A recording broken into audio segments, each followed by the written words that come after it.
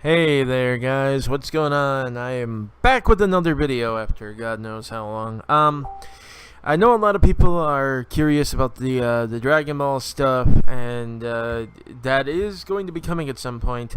The series analysis, though, I really do want to do. I really do still want to do it, but it's one of those things where I just a few years ago, I had like all the time in the world to just slip away and sit down and, record videos. I really barely even have time to you know, do anything that I want to do anymore. So those are going to be back burnered for a while. I might have more time to get to it, like maybe around the time Super ends. It would also make it a lot easier to get through.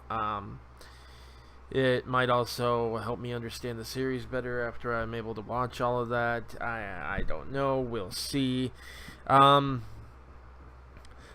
do want to finish up at least the Frieza arc at some point, though. So one of these days I might try to do that.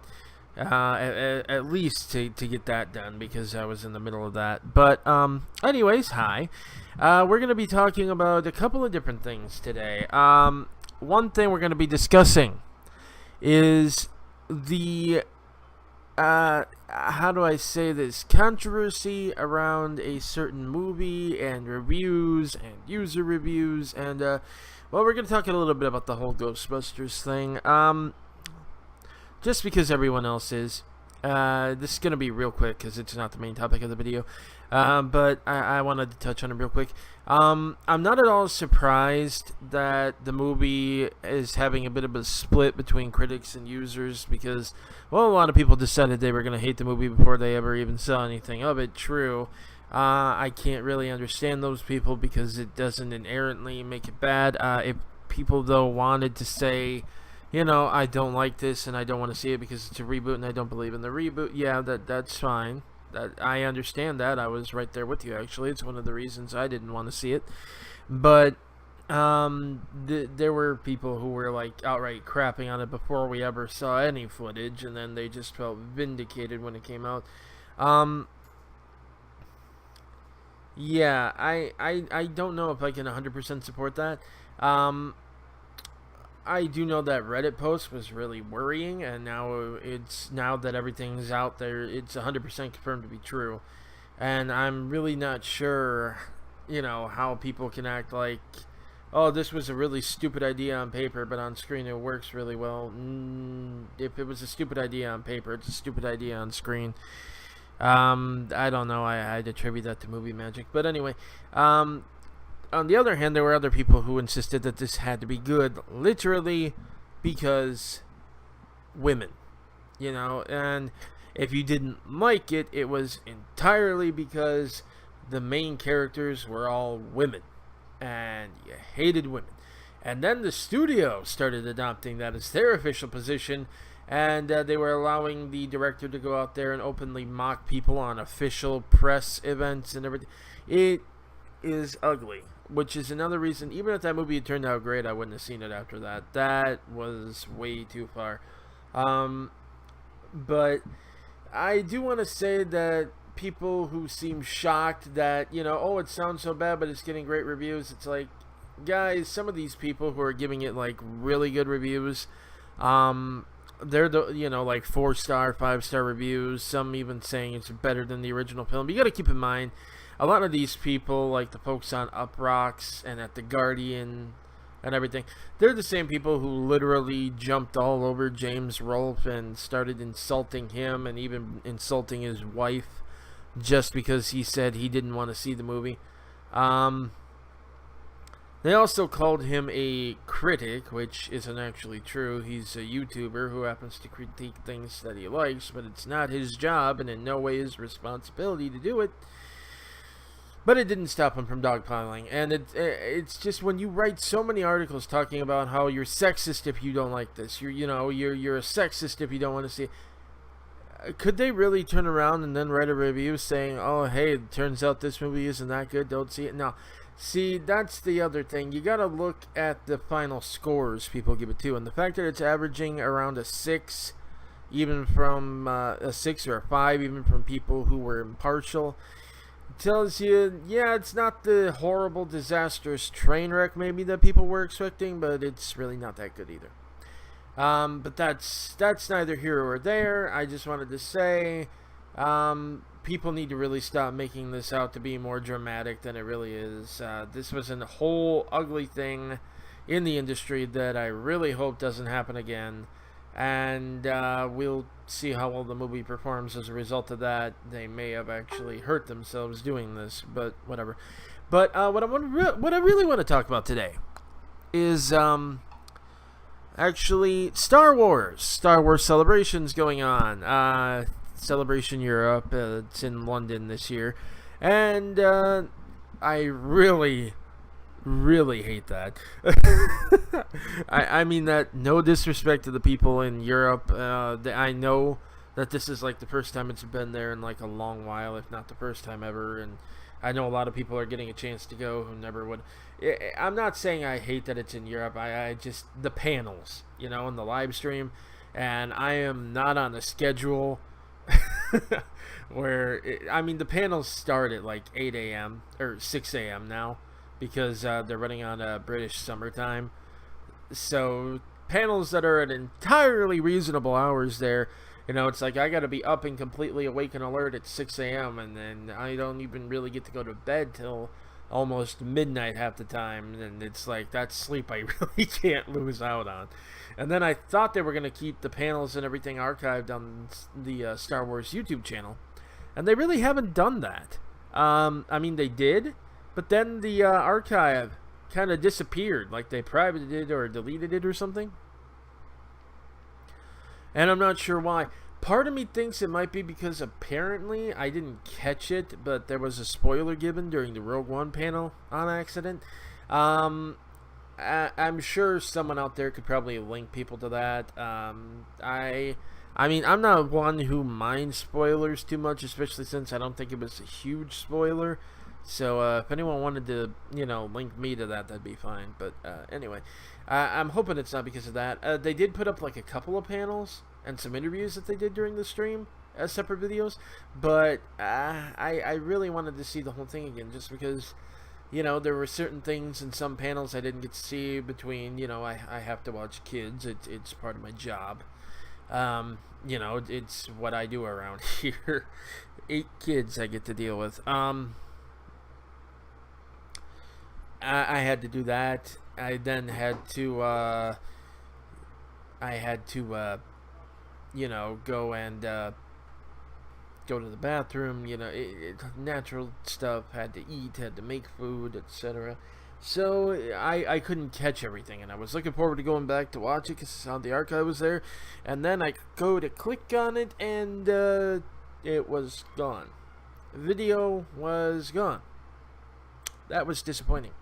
I was also expecting the Rogue One trailer to go up last night. I thought they were going to do that, but apparently they didn't.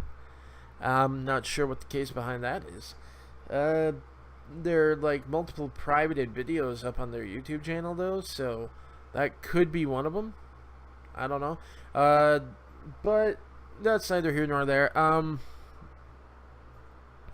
It was nice to see that James Luceno is writing Catalyst, the Rogue One tie-in novel.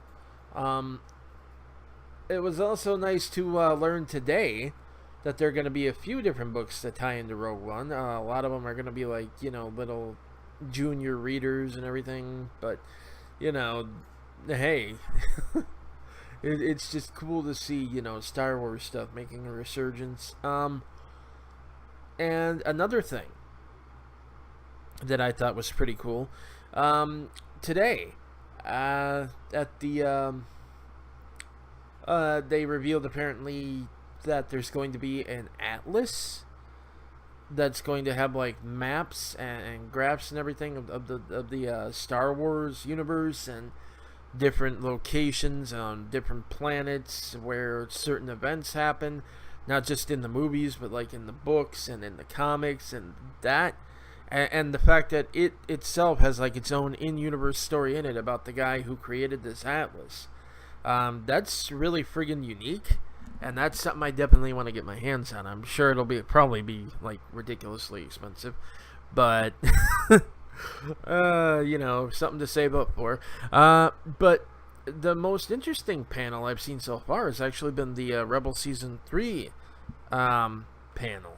And they had, I cannot remember her name to save my life, but they had the voice actress who did Sabine up on the stage, and they had the they had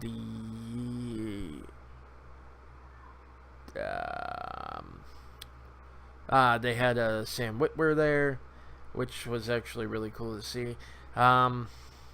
Warwick Davis was hosting it. Dave Filoni was there. Dave Filoni, sorry. I keep putting an I in there when I say his name for some reason. Tia Serkar, there we go. Sorry, I had to look that up real quick. And it was actually a really fun time because, I mean, those four had a great, like, on-stage chemistry together. And it was really nice to, the way they interacted and everything. It was genuinely funny. It was interesting. We learned new stuff. We got to see some clips. We got to see Maul's going to be back. We got to see, some stuff with Sabine. We got Kanan's new look going forward. I'm not going to say why necessarily that he has a new look. A little bit more about Ezra growing up. But the most interesting thing to me was the trailer. And they revealed the return of Grand Admiral Thrawn. And, Thrawn is canon again. Not only did they reveal Grand Admiral Thrawn, but they revealed that Timothy Zahn had come in and worked with them to help craft the character for the show, for the new canon. And on top of that, he's actually going to be writing a novel about Thrawn. Now, this is really interesting because one thing I've noticed is that a lot of people are worried that he's not going to last long, but that's not necessarily the case, especially with the First Order and everything. Would be interesting if he somehow was working with them, it's later revealed, or had inspired them, or they found his stuff. I mean, they're off in the unknown regions, if I recall, that's actually where Thrawn's fleet was when he came back out of the shadows. Maybe he goes there again. I don't know. It's not inherently a guarantee, though, that he's dead by the time Rebels is, gone. I mean, heck, even if he falls from grace with the Empire for any reason at all, it's not an inherent guarantee that he's gone and that he can't come back in some capacity. Heck, for all I know, he could show up at the Battle of Jakku. For all I know, he could show up anywhere. It does introduce a very interesting dynamic, though. An amazing villain, which honestly is something Rebels has been kind of lacking a bit. I mean, they've had Vader pop in and out, but, between his occasional appearances, there hasn't been a whole lot. Season 3 is definitely going to ramp up the series, so it looks like if you had any trouble with, like, Season 1 and 2, thinking they were, like, too tame or too slow, 3 is definitely ramping it up. The action even looks better. Ezra's able to do a lot more with his lightsaber now. They're a little less shy about people getting sliced with that thing. I doubt we're going to see any limbs come off or anything. But, they're probably at least going to allow them to go up to Clone Wars levels of violence, maybe, or approach it. So that's good. Non-droid violence, obviously. They are bringing back battle droids, too, which is rather intriguing.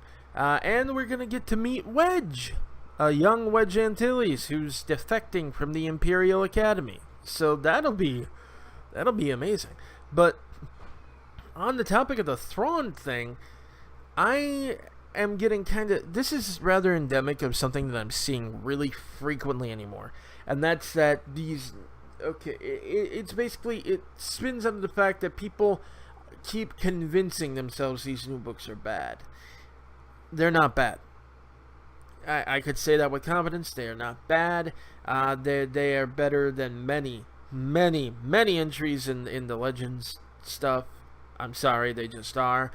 They have the benefit of being coherent now, so you never have to worry about, what do I do? I can't reconcile this. I love both these books, but this one says this, and then this one says that, and then they have to release another book that's really lackluster and not that good, but it has to come out because it has to retcon and reconcile the events between this book and that book, or this book and that movie. See, that was the big problem.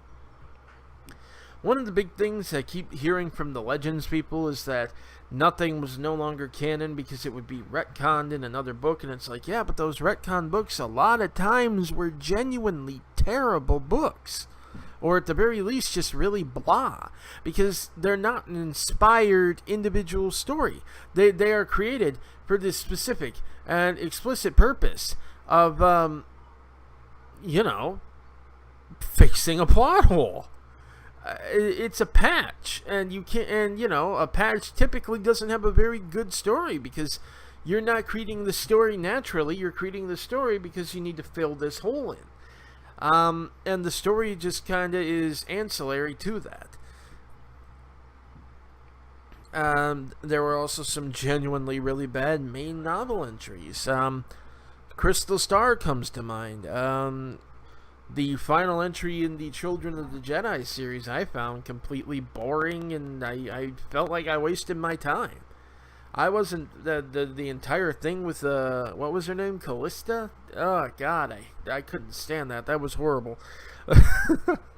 Like, what even were we supposed to expect to come from that? I don't know. But by the third book, it was just and then, you ran into problems with that, because then it's like, oh, hey, Jedi weren't supposed to have families. How do we reconcile all these allegedly hundreds of kids that were supposed to be out there that we were going to look for and find?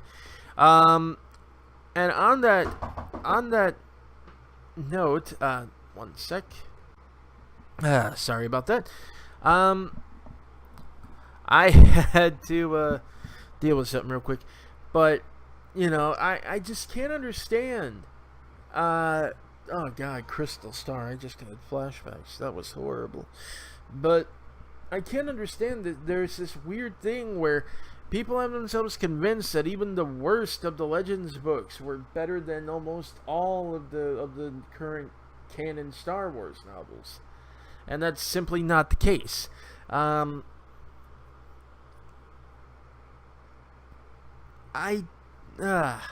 But there's also this weird notion that that as a result of this, all this stuff that keeps getting reintroduced from like legend status, like in Rebels or in the novels, and now with like certain ship designs and everything. People keep acting like, oh, they're just teasing us. They're throwing it in our face. They're trying to spite us. And I'm like, no, they're not. And that's now coming to a head with this Thrawn announcement. Because for some reason, there are people who are convinced that this Thrawn appearance in Rebels, and more specifically this Thrawn novel, are the people at Del Rey's Star Wars division, the Star Wars books page on Facebook and everything. They're convinced that they're intentionally doing this and dangling this in front of them as a cruel trick, and that it will later be revealed to have been fake. Like they're actively trying to hurt and spite them, hype them up for something, and then intentionally let them down. I don't understand why in the world you would think they would even do that. No one related to Star Wars right now has done that. Pablo Hidalgo is probably the closest to as, and he only does that with people who are especially accusatory, petulant, insult him on a personal level, insult people he works with on a personal level, and even then, he's not... Whoopsie, Cord came right out of the mic. Even then, he's not that rude about it. Pablo will be snarky at times, but I've seen him always try to reason with people. Everyone that I've seen related to Star Wars in the Lucasfilm story group has always taken the diplomatic and reasonable approach, and they don't begrudge people preferring the old stuff to the new stuff. What was really sad was I actually saw them get genuinely upset when someone basically said that since their Legends books weren't worth anything anymore, they were just going to throw them out because they're useless, and Lucasfilm has no interest in ever revisiting them, and you know, what's the point now? And I mean, Leland G even said, don't do that, you know, they're still good stories, and I still use them as points of reference all the time, including in stuff that we're doing now, you know. The people at Del Rey Star Wars even said, you know, you should never throw away a book. If you love those stories especially, don't do that. And I mean, I have seen these people give more respect to the Legends material than I have seen pretty much anyone give it, short of the bizarre reverence that the Bring Back Legends crew has. But I mean, they have more respect for it than a lot of media had respect for it. They had more respect for it, frankly, than even George Lucas had respect for it.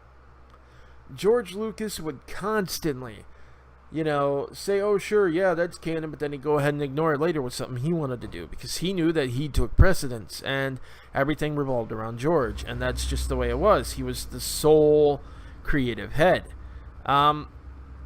And as a result, anything that he did was canon, and he knew it. With the prequels, he didn't take into account all those novels that came later. He made his prequels.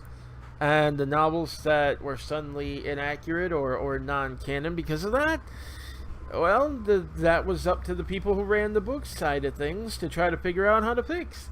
The Force Unleashed, I believe, was a game that was not written to be canon, but George arbitrarily decided it was canon, so now it was canon.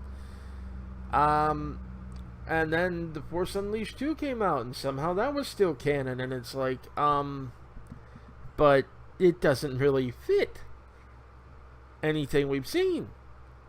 Nope, canon. And then that Darth Maul game that was coming out, he wanted Darth Maul to essentially be friends with Darth Talon, because they were both red and had Sith tattoos. And they were like, but sir, you know, she lives hundreds of years in the future in another storyline. And he's like, oh, well, have this be a descendant of Darth Maul, or a clone or something. And his suggestion for The Force Unleashed was that Starkiller, being a code name, shouldn't be used, you know, in the main game. And they're like, well, we were trying to think of a good name for him. And he suggested, I believe, what was it? Darth Icky, Darth Nastiest, something like that. It was, Darth Icky was definitely one of them. And it's like, what even is this man doing at this point? And then, on top of that, you know, they had just done Clone Wars, and now he's announcing, hey, I'm doing a Star Wars live-action TV series I want to get off the ground. And people have gotten a hold of some scripts of that and everything. And it's like, wow, he had ideas that were even potentially going to contradict things that were in the prequels and in the Clone Wars. In terms of, I mean, Palpatine. Palpatine, one thing that's been consistent about Palpatine, both in Legends and in the current canon, is that he was always inspired by his thirst for power. He loved power. Power was his drug. He always wanted more of it, you know? And that was one of his primary motivators for becoming Sith. You know, he liked power. And I mean, there's other factors. Yes, I'll give you that. But you know, nothing quite so much what Lucas wanted to do with him, which is basically have him pursue the path of the dark side because he fell in love with a heartless woman who broke his heart. Yeah. Palpatine's entire backstory was going to be some tragedy about how some woman that he was in love with didn't love him in return, and it broke his spirit. I don't know what to tell you. But I just can't understand why these people act like all these folks. intentionally dangle things in front of them and smack them over the head with it and everything. And there's this really bizarre belief that because there's female characters being brought to the forefront in some of the new Star Wars media, that this is some kind of conspiracy to preclude men, or move away from male protagonists, or deem men irrelevant, and focus only on the women, and there's some kind of gay agenda being pushed left and right. And these people are crazy. I mean, look at the Legend stuff. Look at Mara Jade. Look at, oh my God, they had female admirals even. They had Mara Jade. They had female captains, at least, who were like major villains. They had Mara Jade. They had Jaina Solo, who was about to become like the main character in place of Luke.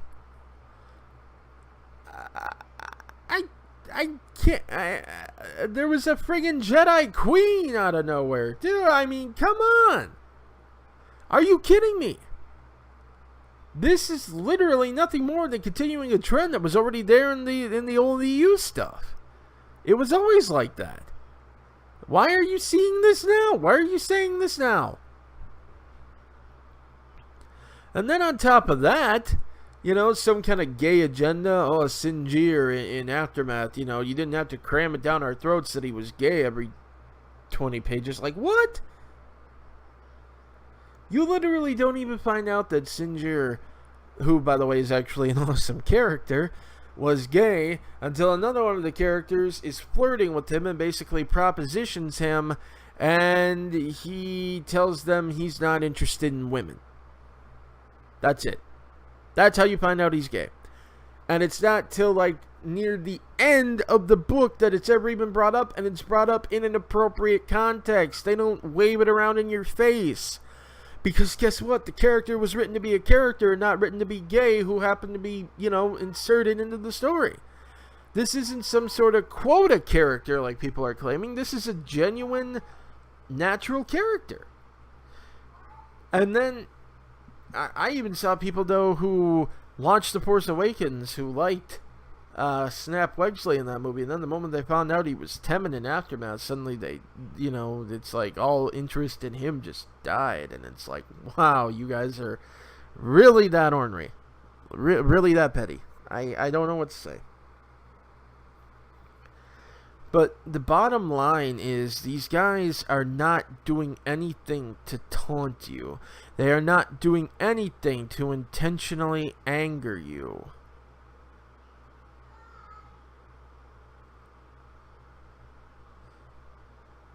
What they are doing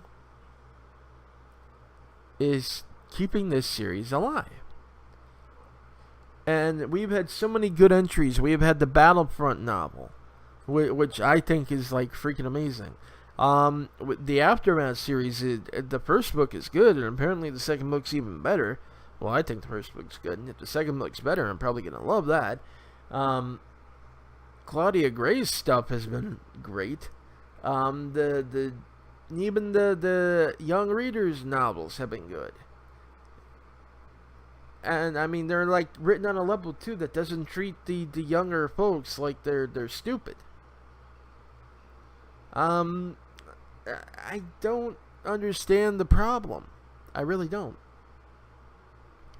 I mean, I used to be really bitter about this change, yeah, but wow, this is getting ridiculous.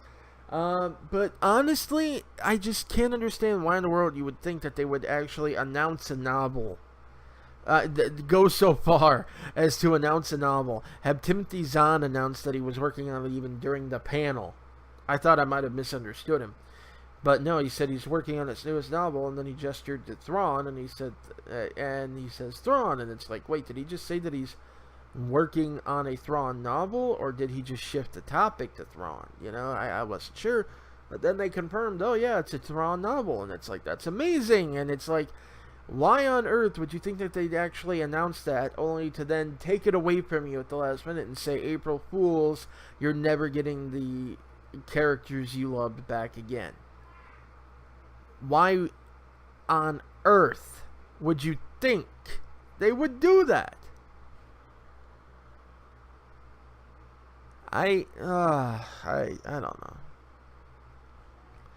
But at any rate, Star Wars Celebration has been pretty informative so far. Very much looking forward to. I don't know if Marvel's gonna do it at Comic-Con, or if it'll be announced here at Star Wars Celebration. I don't know. Looking forward to seeing what they're doing on the comic side of Star Wars, which is about the only Marvel stuff I read anymore. At least until that Spider-Man Renew Your Vows series comes out, which is another topic for another day. But yeah, I'm interested in that. I want to see what they're doing on the games ends of things. I'm pretty sure we're probably going to get more books announced as it goes on.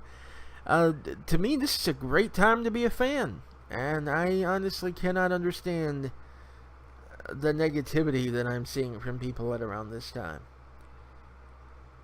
I'd also got to say, I really don't get the hate for Kathleen Kennedy. She seems like such a nice lady. I don't know why people can think she's the devil.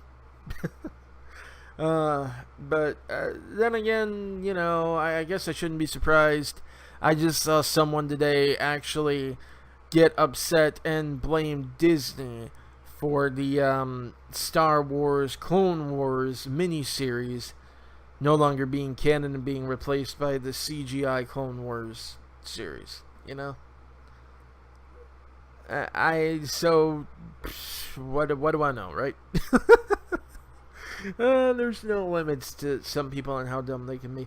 But at any rate, that's actually all I really wanted to cover today. Lucky me, I get to edit this together. Hooray! At any rate, that's it for today, and I will catch you guys hopefully soon. See ya.